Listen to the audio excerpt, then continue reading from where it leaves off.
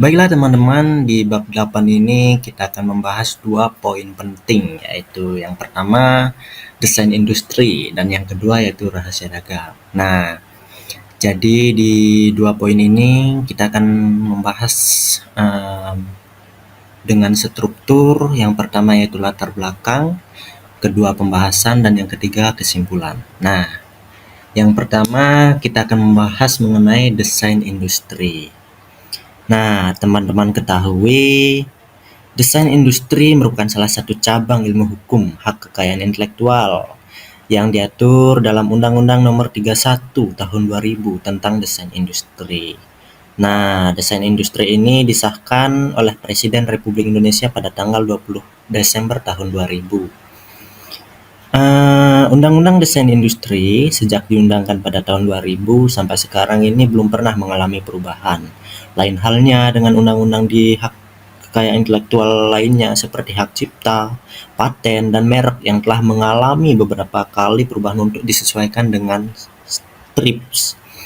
Secara substansif, Undang-Undang Desain Industri terdiri dari 57 pasal. Pasal-pasal ini mengatur beberapa hal penting berkaitan dengan pengertian pendesain, persyaratan perlindungan desain industri, subjek desain industri, lingkup hak pemohon pendaftaran, pembatalan, dan penyelesaian sengketa desain industri. Oke, sekarang kita masuk ke pembahasan ya teman-teman. Nah, yang pertama yaitu objek dan jangka waktu perlindungan hak desain industri.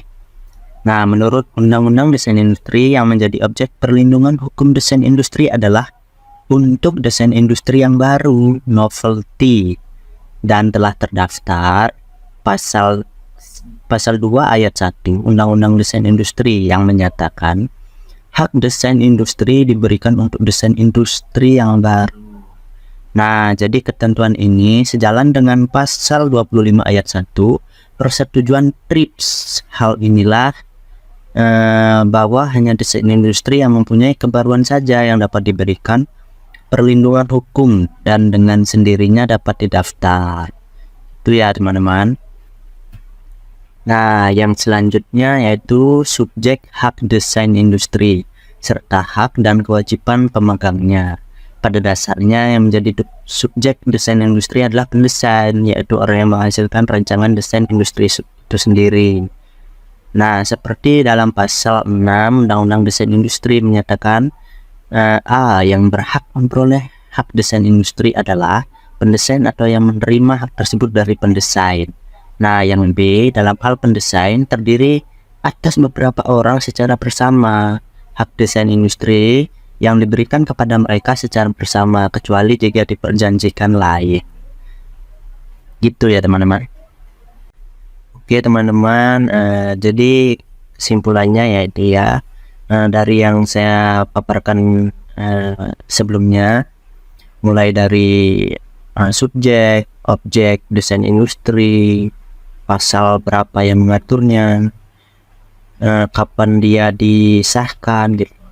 Jadi intinya kesimpulannya yaitu hukum dagang di Indonesia itu bertujuan untuk melindungi hak desainer dan mendorong inovasi di bidang industri sesuai Undang-Undang Nomor 31 Tahun 2000, mengatur berbagai aspek penting terkait desain industri termasuk definisi, persyaratan perlindungan, dan proses pendaftaran.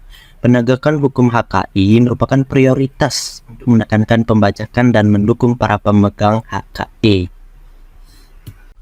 Baiklah teman-teman, kali ini kita akan masuk ke poin kedua, yaitu tentang rahasia dagang.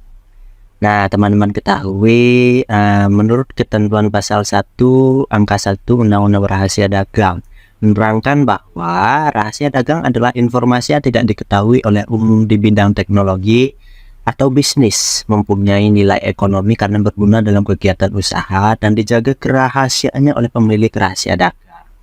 Perlindungan atau dasar hukum rahasia dagang itu diatur dalam Undang-Undang Nomor 30 Tahun 2000 nih. Nah, tentang rahasia dagang atau yang disingkat dengan Buku Rahasia Dagang. Nah, kan ini kan ada kaitannya dengan pemaparan yang pertama, yaitu poin pertama tentang desain industri ya teman.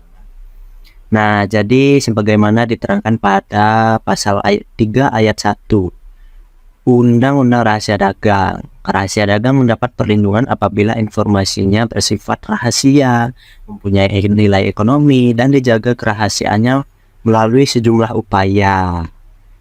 Nah, lalu upaya apa yang dimaksud? Adalah prosedur baku yang dituangkan dalam ketentuan internal perusahaan, baik apa yang dijaga dan siapa yang bertanggung jawab atas semua itu. Nah, jadi itulah ya mengapa undang-undang ini nih sangat dijaga, karena merupakan gagasan karya cipta. Nah, ada nih runtutan sedikit pelanggaran rahasia dagang dapat terjadi. Nah, apabila seseorang yaitu dengan sengaja mengungkapkan rahasia dagang, mengingkari kesepakatan atau kewajiban tertulis atau tidak tertulis untuk menjaga rahasia dagang, terus memperoleh atau menguasai rahasia dagang dengan cara yang bertentangan dengan peraturan perundang-undangan. Nah, itu 3 poinnya.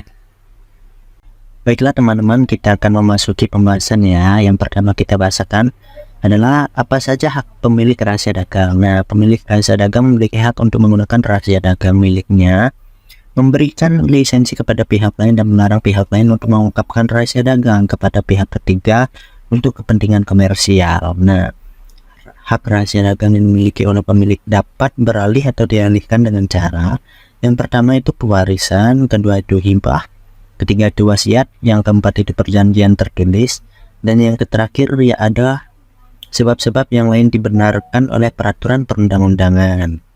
Nah, yang kedua yaitu pembahasannya pelanggaran hukum terhadap rahasia dagang. Penting diketahui bahwa pemegang rahasia dagang atau penerima lisensi dapat mengugat siapapun yang dengan sengaja atau tanpa hak menggunakan rahasia dagang milik orang lain. Nah, nanti gugatan tersebut dapat berupa ganti rugi atau gugatan penghentian penggunaan rahasia dagang yang dimilikinya. Nah, menurut ketentuan pasal 15 Undang-Undang Rahasia Dagang menerangkan bahwa pelanggaran rahasia dagang berupa pengungkapan rahasia dagang tidak dianggap sebagai pelanggaran rahasia dagang apabila 1. Tindakan pengungkapan rahasia dagang atau penggunaannya didasarkan pada kepentingan pertahanan, keamanan, kesehatan, atau keselamatan masyarakat. Nah, yang kedua, tindakan rekayasa ulang atas produk yang dihasilkan dari penggunaan rahasia dagang milik orang lain dilakukan semata-mata untuk kepentingan pengembangan lebih lanjut dari produk yang bersangkutan. Nah, jadi itu ya pembahasan pada rahasia dagang. Oke teman-teman, jadi kesimpulan dari rahasia dagang ini adalah rahasia dagang ini diklasifikasikan sebagai hak milik ya, sehingga dapat dialihkan kepada pihak lain. Nah, sebagaimana diatur pada Undang-Undang Nomor 30 Tahun 2000 tentang rahasia dagang, Undang-Undang Rahasia Dagang. Nah, jadi intinya hak rahasia dagang dapat dialihkan dan diatur dalam undang-undang. Baiklah teman-teman, dari pemaparan saya di atas semuanya, semoga sangat bermanfaat bagi yang menonton video ini, dan semoga teman-teman bisa tahu bahwa apa itu desain industri dan rahasia dagang. Nah, saya Inoman Satria Bagus Kakak dari Reguler 3 Sekolah Tinggi Ilmu Hukum Sumpah Pemuda mengucapkan terima kasih sudah menonton hingga akhir. Jangan lupa untuk menyupport channel ini ya teman-teman. Terima kasih. I've been knowing you for long enough, damn, I need you right now. You can take your time, don't have to rush, this might take us a while, yeah. I left all the doors